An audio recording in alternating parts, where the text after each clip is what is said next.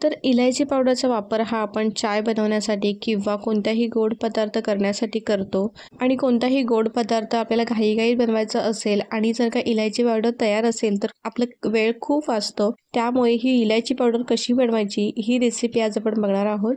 तर मी प्रिया, मी आपल्या Priya's veg recipes and ब्लॉगमध्ये आपलं अगदी स्वागत करते। चला रेसिपीला सुरुवात करूया। तर सर्वप्रथम आपण इथे गॅसवरती कढाई ठेवली आहे आणि ती एकदम आपल्याला कमी गॅसवरती तापवून घ्यायची आहे।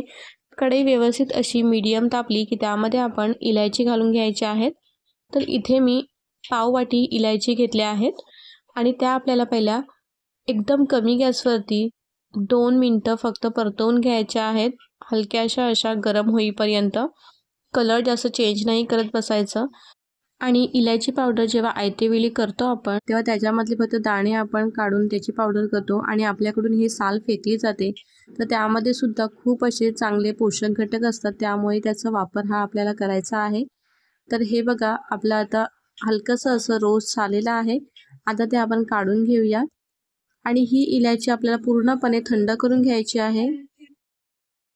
तर हे बघा आपली इलायची इथे पूर्णपणे अशी थंडगार झाली आहे।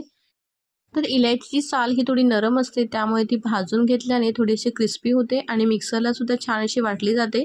तर आता हे सगळे आपण इलायची मिक्सरमध्ये काढून घेऊयात आणि इलायचीची चांगली अशी पावडर होण्यासाठी यामध्ये आपण घालून घ्यायचं आहे साखर।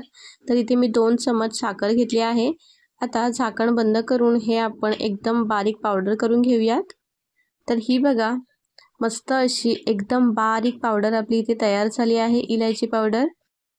तर ही पावडर आपण वाटत असताना मिक्सरला हलकासा असा आपला भांडा गरम होतो, त्यामुळे आपली पावडर सुद्धा थोडी गरम होते। तर ती आपल्याला पहिली एका प्लेटमध्ये काढून थंड करून घ्यायची आहे।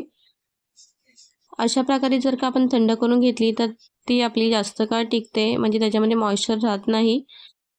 तर अशा प्रकारे ही आपल्याला पहिली थंड करून घ्यायची आहे आणि नंतरच ते आपल्याला काचेच्या किंवा कोणत्याही प्लास्टिकच्या आपल्याला एअरटाईट कंटेनरमध्ये भरून ठेवायची आहे।